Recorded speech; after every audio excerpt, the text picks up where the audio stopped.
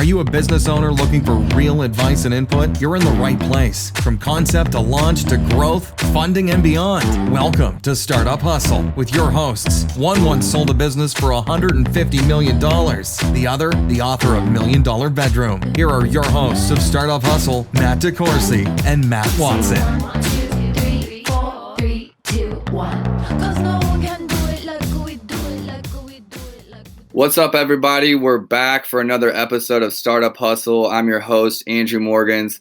Today, I've got a friend, a client, a fellow e-commerce business owner, Sean McGowan. Sean, say hello. Hey, everybody. Super excited to have you on the show. Dig into your story. Some of it, I don't even know. We've been working together for years, but some of the origin stuff, I'm really excited to just kind of hear about mindset, how you got us here. Before we get started, let's give a thank you to our sponsor, Full Scale. Thank you for putting this on. We know you guys are going to enjoy this one. So, Sean, why don't we just start at the basics? Like, give me a little bit of background story.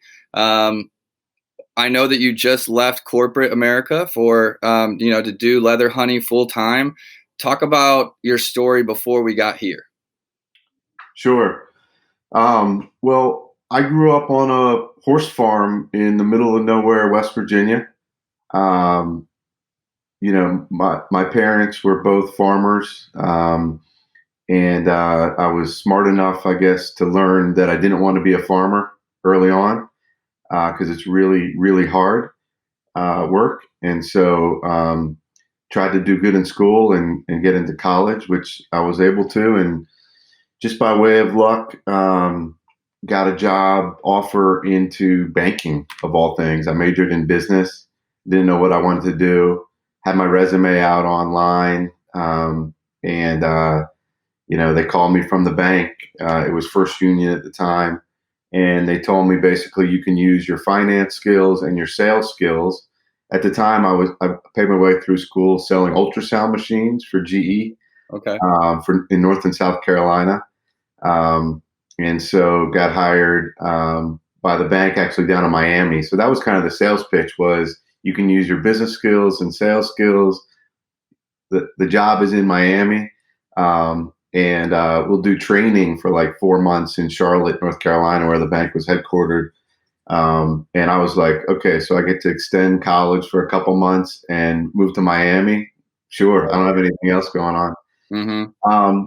And like many things, I mean, one thing led to another. And I actually was in that profession for 20 years up until a couple months ago. But 10 years into it is when And so 10 years ago is when I started this business on the side, leather hunting. It's actually a longer family history with it, as you know, Andrew. Go ahead and share that.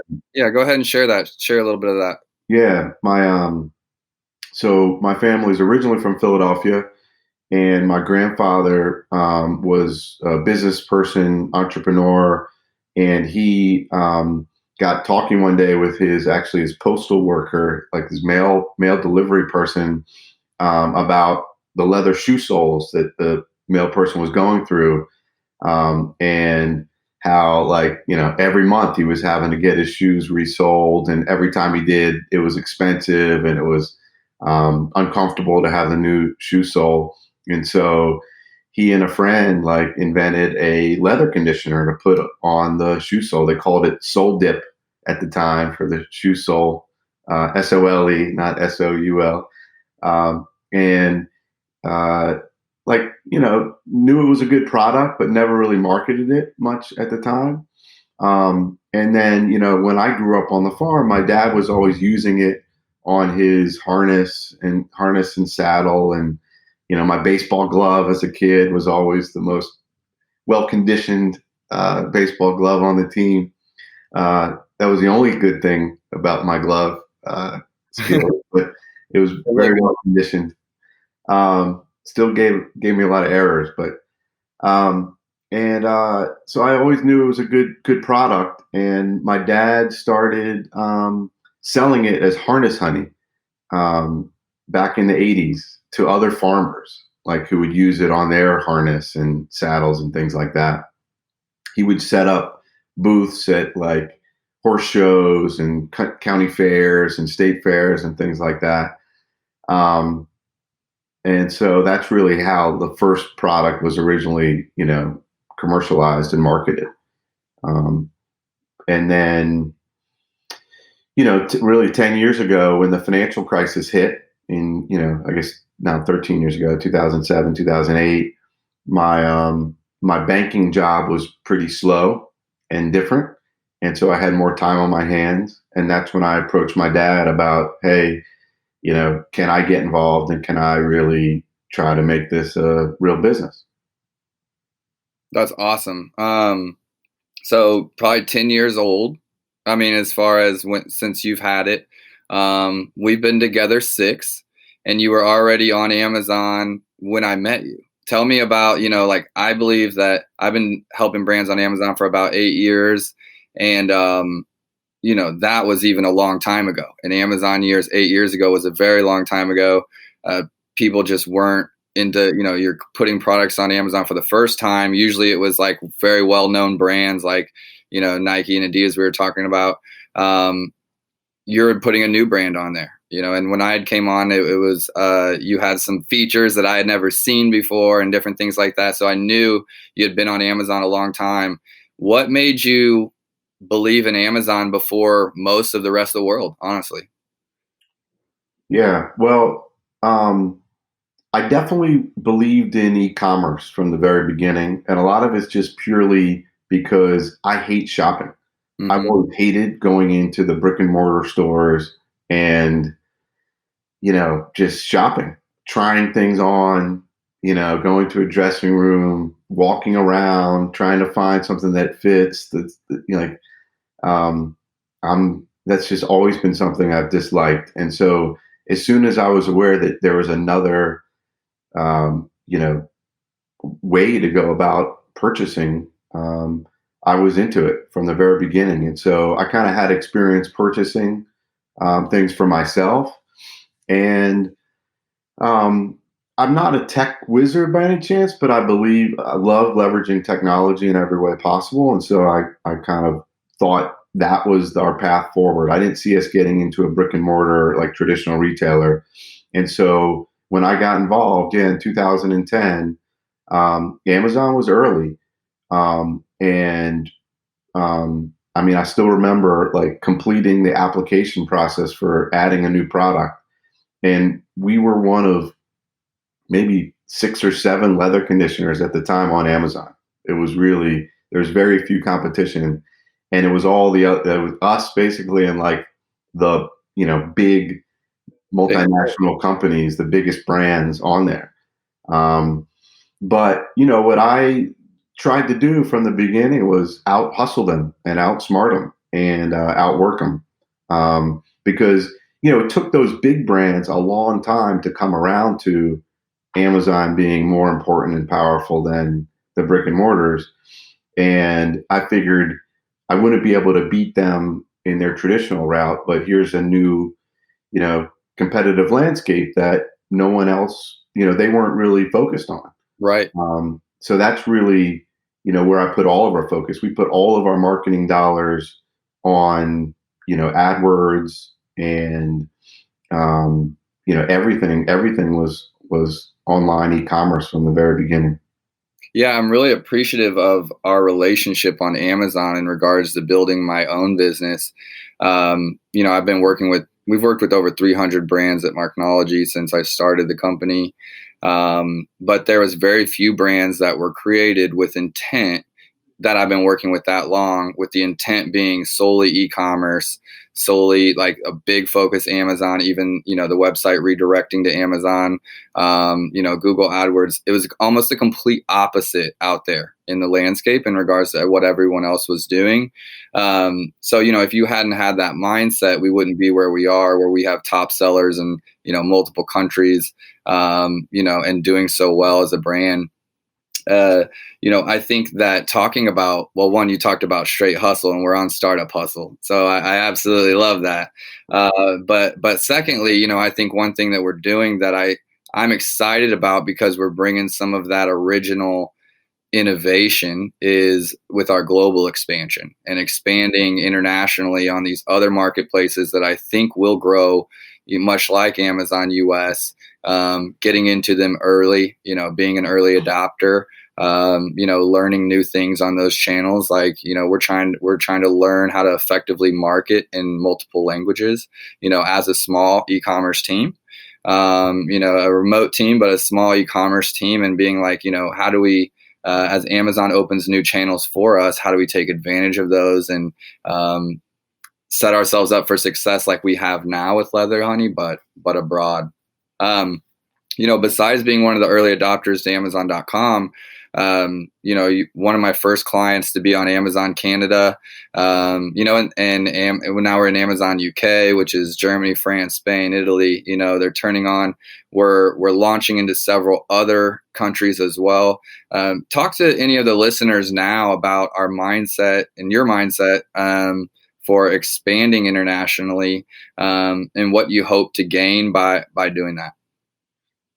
Sure. Well, I mean, like I said earlier, when we first launched in Amazon US, it wasn't such a competitive landscape, and I think that's what allowed us to really, grow to the point that we have. And I see a lot of similarities between where those foreign Amazon markets are today and where Amazon US was 10 years ago, because a lot of U.S. companies haven't figured out how to position themselves internationally.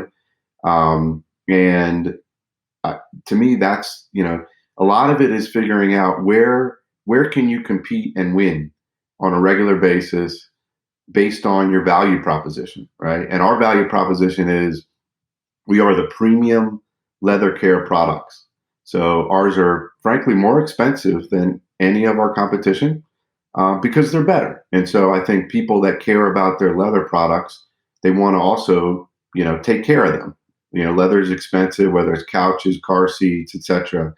And so I think that's where we really, I think we try to know what we do well and where we compete best. And that's where I see the opportunity internationally. Like you said, Canada was the first market that we went into, and that's an easy one to expand, Amazon Canada. And then, the EU and all the marketplaces there. There's some complexities with those because of the translations. And I think that's an important piece to make sure you get right and not just invest in, not just do Google Translate, but really invest in, appropriate translations by locals who really understand the e-commerce marketplace. And you've helped us with a lot of that as well. And then, now we're in Amazon Australia. Our first shipment to Amazon Japan should go out this week. And then, we're headed hopefully to the UAE and Mexico and other markets as well soon. But, going back to your question, I just see it as an opportunity where the competition is a little weaker, candidly, and where we can solidify ourselves.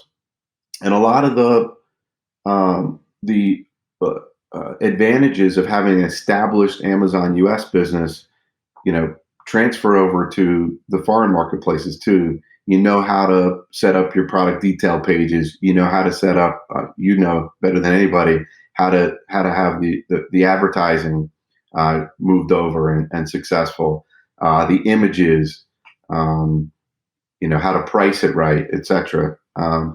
The hardest part, frankly, for me is the supply chain and the logistics aspect of it, and understanding really how all the costs are involved, so you can price appropriately and make sure you're selling, for a profit, because there's a lot of additional expenses that you're not ready to, or I wasn't prepared to burden when we first launched there. Right. The expectations aren't exactly laid out. And I mean, we would be doing all our listeners a disservice if we didn't talk about all the issues we've ran into, through the years and expanding. And we talk about Canada being easy. But honestly, we've ran into almost every roadblock you can think of. We've just pushed through them with hard work. I mean, in my opinion. So we just stayed with it. And now we're just getting more refined. We're still learning and trying new things, down to like, the text on the graphics not being in English, not just the copy and the listings, but we're changing the graphics and changing the text. Now that we're there, how can we just do it better? How can we provide better service? One thing you touched on that really was interesting to me, and something I want the listeners to hear, is we are higher price than all of our competition, and we're on Amazon. So many people talk to me about Amazon or online, and they're just like, well, there's 100 other sellers. There's, everybody's so cheap. Why would anyone want my product there? And leather conditioner isn't that expensive. I've worked with products all the way up to fine jewelry. But the principle is the same when we're talking about who we're going against in regards to competition. Amazon is a marketplace, that can handle a high price item or a premium item. It's just a matter of actually delivering on having that premium item, having a product that reviews well. The Leather Honey reviews extremely well. And in my years of building, Leather Honey here in Kansas City has come up in conversation plenty of times for different reasons, as examples, all kinds of stuff. I'm not surprised how many people pipe up to say, hey, I have that in my closet. Hey, I have that in my garage. Hey, I've used that. Literally, probably like at least just me personally, 50 times or so, someone I have Leather Honey. And you're not local to Kansas City, right? I actually met you in New York, but are you in Connecticut now? Virginia. Okay. I got another guy who's in New York that's in Connecticut now. And he, it just like, it's if you have a good product, if it reviews well, people remember that. And Amazon is a platform that 100% rewards or punishes you for those bad reviews. So a high price item, but worth the price, we review really well. And that's part of our success. Yeah. And I can't emphasize enough the focus on reviews and the client experience. At the very beginning, when I was launching this on Amazon, there wasn't an automated tool to reach out to buyers. So we literally were writing an email, a template, but still, going in every customer, copy paste, customizing it to the customer's name. And really, trying to head off any negative reviews before they got on the platform and solicit positive reviews, and I still remember that day. I honestly don't talk about it that much because we're buddies, but there was a conversation with me, you, and Ari, your sister, who runs the company with you. And, I was like, I was onboarding with Leather Honey, kind of getting to know everything. I think I'd been working with you a few months at the time, and learned that you guys were emailing manually. And you have to understand the position I was in to be like, okay, do I tell them that like we can literally make this like thing go away, and because I don't want someone to lose their job, because there was a lady that was doing that, I was like, if I just word this correctly, I'm going to let them know, hey, there's a way that I can do this, where for $30 a month, this is going to happen automatically with some software. It goes to show you don't know what you don't know.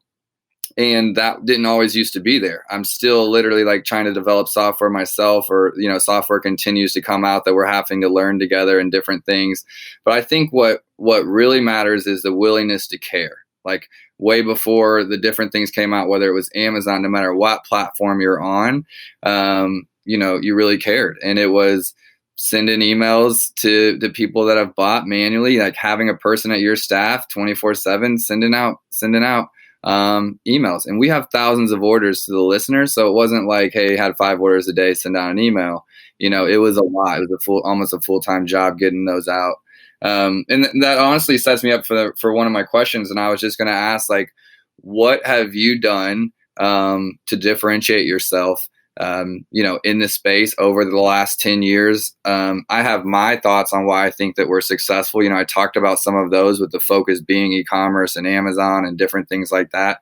But knowing that you were hoping to end up here where you're, running Leather Honey full time, what were some of the things that you said, these are musts for us, and we got to focus on these to differentiate ourselves. Yeah. So a couple things. I mean, one is staying true to who we are, right, and not wavering. And we are, again, the premium leather care products company.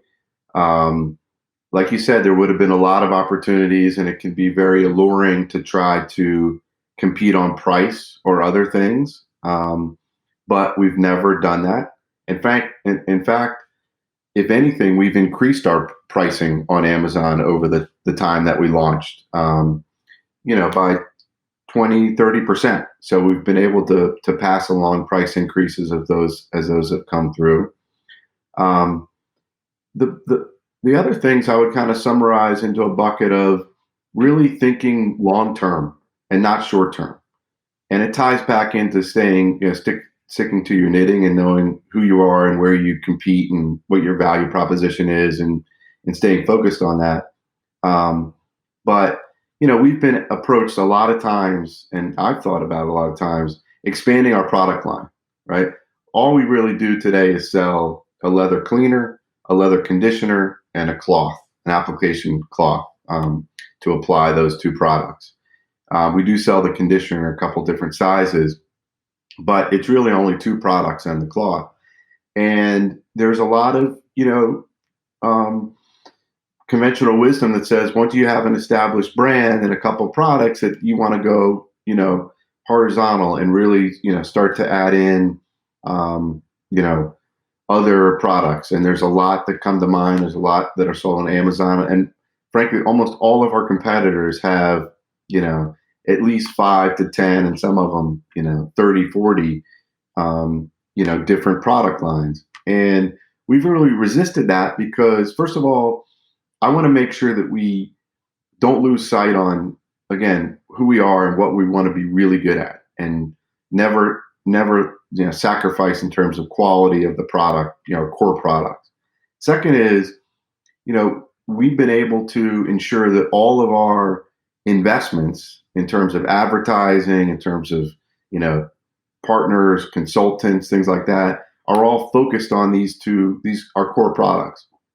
And we're not spread out too thinly, where, you do start to lose potentially some of the bestseller badges or some of those other things that, I think have been critical to our success over the years. So that's definitely been a big part of it. The other is, again, tying into the theme of thinking long term. We really we try to invest in the business with a long term focus, not thinking about this month or next month or this quarter or next quarter. Just what's gonna build the brand and build the business the right way over the longer period of time. And I can think of so many different situations where, it would have been easy to take, some money out of the business, but instead we always choose to reinvest it. Whether it's new technology to make us smarter, like you mentioned, the automated emails. I mean, that's one example, but you've introduced us to so many, tech platforms that we've been able to integrate into our business to make us more successful. And look, they're expensive. I mean, some of them are not cheap, but again, we're trying to build a brand, a global brand for the long run.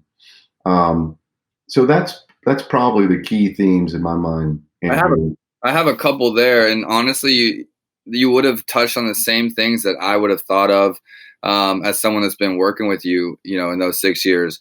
For anyone not listening, or for anyone not listening, for everyone listening, we have number one bestseller badges on our products on Amazon.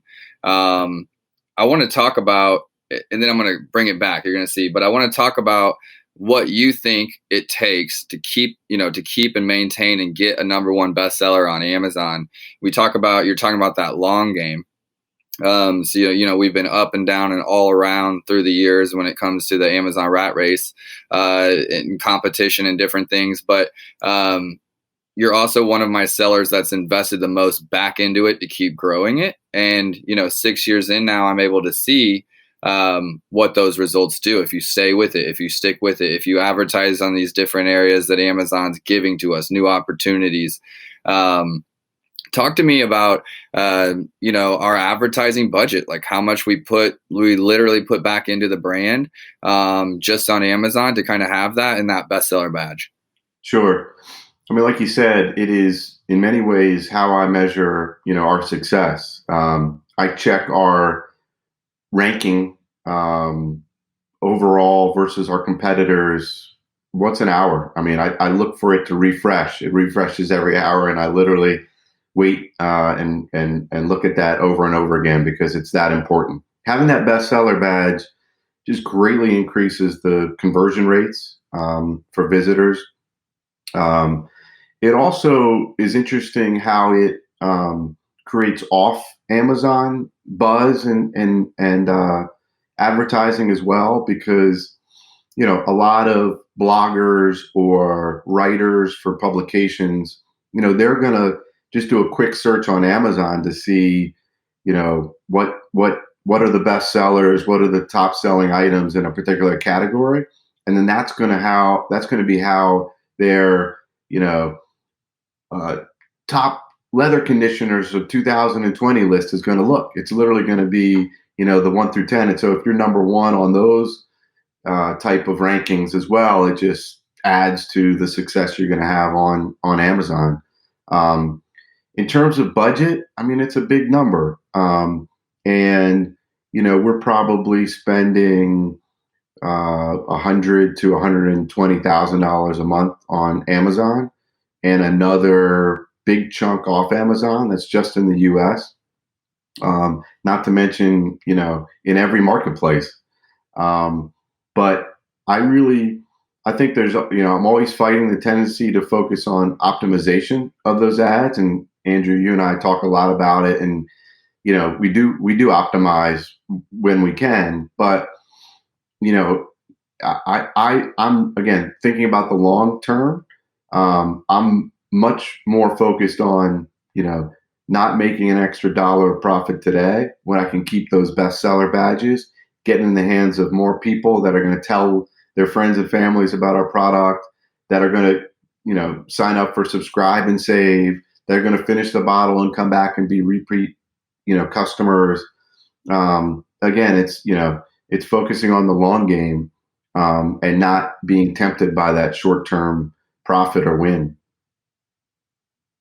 No, I love that. And, I think that I just think of all the things that have got us here, that ended up to where we're at. And, everything from not scaling the team too much in-house, keeping the product line, smaller and more compact, but focusing on those. I think that's probably a big reason why we were able to expand internationally so frequently, because we're not sending 500 SKUs. And, a big part of Amazon is keeping product in stock. And so if you have a big catalog, you're like, well, to expand to Canada, I have to send 500 SKUs and I'm going to send in a pallet of each. And, so it's allowed us to be kind of nimble, and try different things.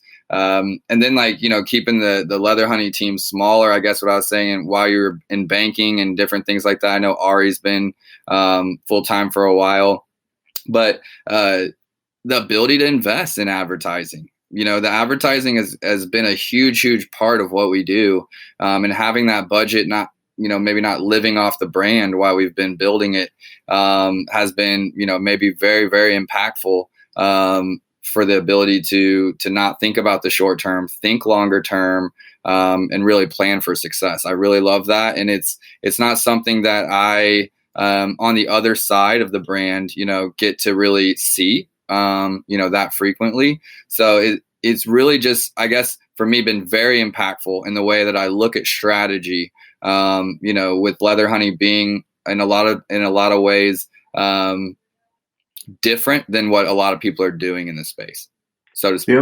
The other thing, so I would add two more things. One is, not taking the Amazon advertising and Amazon account management in-house, but instead working with a firm like you and yours has been one of the best decisions we ever made. I don't mean to just plug you shamelessly, but I will, and I'll be honest, I think that there's the tendency of, oh, well, I could just hire somebody that's going to help me with my Amazon and be on staff.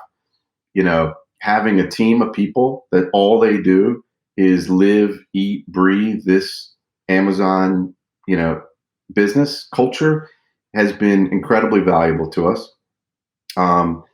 We literally take advantage of every beta offering that Amazon gives us. Andrew, you know that. As soon as they come, and I think because we've been on the platform for so long and spend so much money on advertising, we get access to a lot of those betas. But we always try them, right? You never know, what's going to hit and what's not. But I think we always like to experiment and see, what's going to work.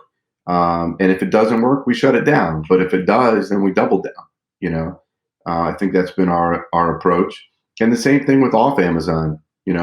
We again haven't hired somebody to be on staff. We have worked with third parties in that regard for our social media, for our AdWords, everything off Amazon in terms of advertising. So I think that's been a critical part of it too. And then finally, going back to the bestseller badges and what that means and what opportunities and the reviews that we have, we recently were able to be contacted by, we don't even market, by Advance Auto and AutoZone, two traditional brick and mortar, retailers that literally, found us on Amazon, saw that we were a bestseller, and sought us out to be carried in their stores. And we're national in Advance Auto right now. We're in all their stores in the country, and we're finishing up a pilot with AutoZone, and things are going really well. And it looks like we'll go national with those as well. But that's really like the reverse of what you typically see, and that I think owe a lot of that to just the success we've had on Amazon, and then those traditional retailers seeing that success and wanting to be a part of it as well. Yeah, I've experienced some of that with my own brand with Landlocked, meaning being found online and then being asked to come in stores. I can't help but think the whole time about Warby Parker. One of the brands, the more successful stories of our time with startups in our time, from the buy-ins and investors, not being on board to, they were just really thinking this idea of how to get eyeglasses into more people's hands than ever before and kind of make them cheaper for people to get access to. But now are expanding into stores now that they have market research and have proven the model. And so it's not that brick and mortar is dead. It's not that brick and mortar isn't successful. It's that technology gives us the ability to get data at such a faster rate than traditional business. In 1 year of like high sales online, you're going to get way more customer data than you would have at a busy store anywhere. So if you're comparing apples to apples, and so, you're then able to use that data and be like, what's a good fit for us? We know how to be profitable directly to consumers. We know what consumers like, we know everything about our product. And then you put yourself in the driver's seat in those brick and mortar negotiations, because you're saying, hey, I don't need you to get exposure. It's choice. And, do we want to be here? Do we want to expand? Do we want to try to reach a different customer that maybe does like shopping, or that customer that's not looking for us, but comes across us in the aisle?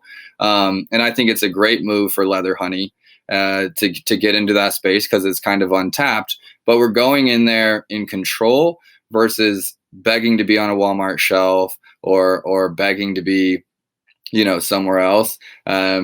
That you're right. A lot of times I am going brick and mortar to online. And so even the thinking, the mentality behind how to sell and who to sell to, when you're selling brick and mortar, you're making one relationship with the rep, whoever that rep is, or that team, and, convincing them to sell your product. And then it's on them to sell it to every consumer. Online, we're figuring out all the way down to who our actual customer is, and it allows you to care more about the brand and care more about standards and all those things, because you're like, no, I'm directly dealing with my customers face to face and seeing what they want, what they like, what they review, what they respond back when we send them an email. So in my mind, I know I'm an e-commerce consultant, we're an agency and I live and breathe e-commerce, but that's one of the things that I love, is when brands get that direct touch with their customers that maybe they've never had before because they've always gone through a different channel. And then the ability for Amazon to just, people think that Amazon's all consuming, and actually, if we're taking your advice, you're saying that Amazon created opportunities for you off Amazon or in brick and mortar because of your success there. Yeah, absolutely. And we got contacted by a number of different retailers over the years, and it was important to pick the ones that aligned with our brand and a premium price point. Not an off-price retailer. Even Walmart to me wasn't a good alignment with our brand, and they did contact us also. But the other thing that was interesting, I'll share, is one of AutoZone and Advance's hesitations with us was the price point where we are. Again, we're more expensive than our competitors, and they, I think, were concerned that would our product sell on the shelf when we're right there in front of people with this limited buying opportunity on a shelf, and our price point was so much higher. And what I think they're finding is that, first of all, they're able to quickly whip out their phone and be like, why is this product so much more expensive? Type it in, and they go to Amazon and see, okay, wow, this is the number one bestseller on Amazon. It's got 9,500 reviews, 4.5 stars. Now I get it. And then they make about even checking that kind of, that validity of the brand and the price point on Amazon, they still make it a lot of times a buying decision, there in the store. So I think they play well to each other. And then people that, even if they don't buy our product on the shelf, they're seeing the brand again, and a lot of that's part of building a brand, is just, as painful it is, but having those impressions out there where people are, starting to take notice of the brand. And so that, whether it's, again, thinking long term, but a month from now, a year from now, 5 years from now, but the next time they're ready to make a purchase within our category, they're familiar with the brand and they buy our product. Right, because brand is, brand and brand story is the value in a business. If you're trying to make an exit, everyone's gonna, ask, well, what's your brand? What's your collateral? What do you have? And you can show them sales, but there's a lot more to it than that. I think anyone can sell products, but it's really, brand that comes a long way. I was thinking it was kind of interesting hearing some of your backstory. My family's from Oklahoma, dairy farmers. My dad grew up on a farm and knew he didn't want to be a farmer, and put me into computers as an alternate. He was really into computers, and kind of as a kid I was building them, and so I went into tech instead of business. Although I find myself in business now, I always liked it. I was afraid I wouldn't get a job. Maybe I'd end up as a banker. I don't know, but I was just afraid that I would get that degree and be on the other side and not know what to do. So I got a tech, and now it's got us both matched up together, the business and the tech degree.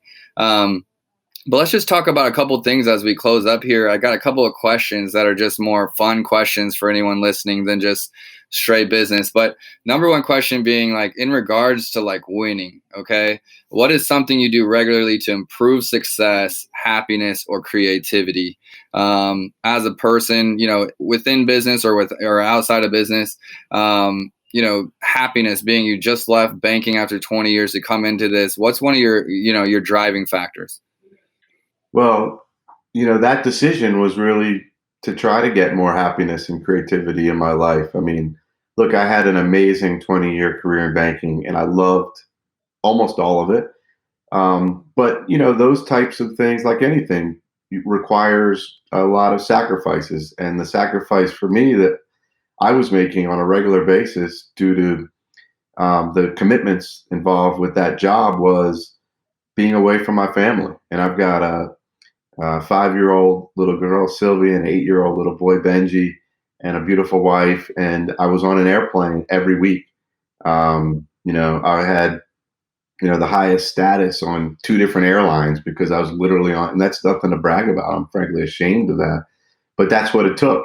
And I only know one way to do something, and that's to give it 110%. And so, I can look back on it and say, I think I did a great job in that career for 20 years, and it was wonderful. And it was hard to leave in many ways, but you get one chance at this life. And I didn't want to wake up in, 10 years from now and look back and have missed my kids' childhood.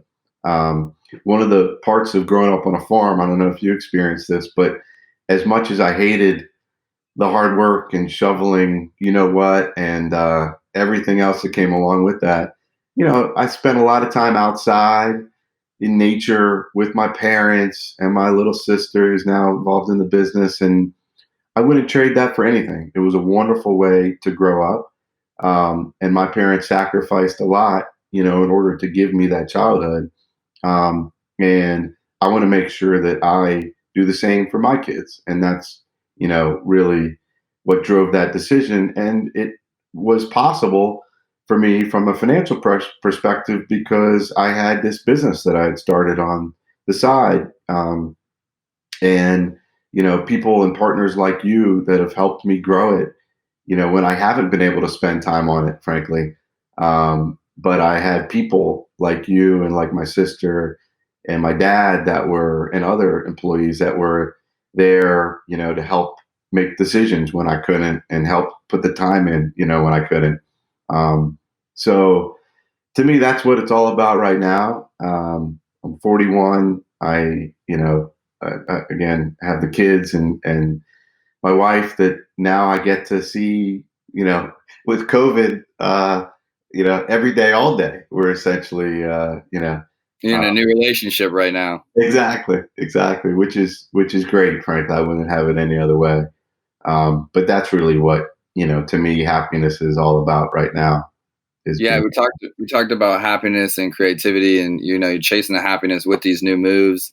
But I think one thing I had forgotten maybe 6 months ago, it kind of came back to me, was just how much I like creating. And it is business, and the way that I'm successful at business is analyzing and doing analysis and into all of the detail work and being obsessive about the detail work. And it's analytics. It affects my personal life, affects everything when that's what you're doing as a career, and as someone in finance, it's about the details. But what's awesome about being a business owner, specifically in a space that's innovating constantly, is that you have to use a level of creativity just to keep up, much less to innovate or be ahead. And so the creativity part almost like comes hand in hand. And what I had forgotten months ago was just like how much I love creating, because I was just into this let me just keep perfecting what I'm doing. Let me perfect what I'm doing. And you become a perfectionist and you get stuck and you're like, this isn't the part that I love anymore. Why do I not love it? Because I've been analyzing it and perfecting it. And it was really just getting back to creating again and seeing it in that way and allowing yourself to move on before something's perfect, or to jump into different areas and start learning again so that you can start creating again. So I love that you said that, and just wanted to piggyback on that to any entrepreneurs listening, or founders or business owners. When you kind of lose some of that natural drive for whatever you're doing, for me, it's like, I'm not a perfectionist, so I don't know why sometimes I put on that cloak, but I'm really, that's why I came up with the name marketing or Marknology, because it's this mixture of marketing and technology. It's, sure, it's some data work and it's some analysis, but we're marketing and we're being creative and we're selling still, which is some of the fun stuff. So I have one more for you. I want to know your opinion on what is the difference between being a genius and just being crazy. As someone that, you've found success now, and some people along the way might have said, like, you're crazy for thinking that way, or you're crazy for not expanding your product line, or you're crazy for, keeping your price points too high, or you're crazy for not putting any of this money away and continuing to reinvest it. What do you think the difference is between being like a trailblazer or a genius and just being crazy and wrong? Well, I think it's two things. I think one is you know, I like to bounce ideas off of people. It's not just me operating in a vacuum, and you're unfortunately with our relationship, Andrew, you're the victim of a lot of my late night emails and early morning emails and questions and I come up with a lot of crazy ideas and Crazy or a lot genius? of people, yeah, I have a lot of people that I trust that I think are my, like, it's my board of directors almost, when I'm thinking back to the corporate world, my advisors that, are going to hopefully be candid with me, be very, just very honest, shut me down when it's appropriate, but also, if they think it's a good idea and worth exploring, let's do it.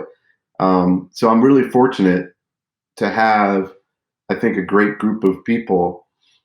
Some of them, friends, many business associates, other entrepreneurs that, I'm comfortable with and I have a long-standing relationship with. And frankly, because I do it with them, they do it with me, which I think is a nice Creates an openness. compliment. Yeah, exactly. But, what starts with, crazy with some feedback from people that you trust, hopefully, migrates into genius at some point. And if it doesn't, it's a mistake and you chalk it up and move on. I mean, Andrew, you've been a part of, I've made so many mistakes in this business and you've helped me recover from them, We thankfully. both have. We both have. um, and, we're in the middle of recovering from one now, where we ran out of stock and, a lot of it was due to COVID. But, that's painful. Those self-inflicted wounds are painful, but all you can do is learn from them and, try not to let it happen again. And keep evolving and growing and have confidence that, what the right thing to do is and, just keep doing it. Are you kind of saying you are who you hang with? I think there can be absolutely. You know, Absolutely. I think of that too in regards to like Marknology and who we want to be partners with and different things like that. And we come up with some crazy ideas as well. And I think it's just finding a relationship that works for you and not just picking. We're in business. It's about innovation. It's about change. It's about trying new things. Specifically when it comes to e-commerce and digital marketing. Like you said, we try every beta. Like we're trying them. We're going to figure out what works. And it comes down to being aligned with someone that's going to say like, yeah, here's some of the issues, but like, here's where some of the wins could be, like, let's try that. And just not being stuck in your ways. Amazon, I guess my biggest challenge as a business owner, on my side is talking to business owners that want to stay the same or are scared to change or scared to jump in, scared to go all in on Amazon or e-commerce, or they have advisors around them maybe that are hesitant or have had people, fail miserably or different things like that. So it really is about, who's around you. I remember, and I'll close with this, like when I started Landlocked, my apparel company, I went to 10 friends at the time. And I wasn't surrounded by business mentors and things like that, but I went to 10 friends, and maybe I am crazy, but 8 out of 10 told me it was a bad idea. And I remember that because I went ahead with the idea anyway, and now I have the brand that I have.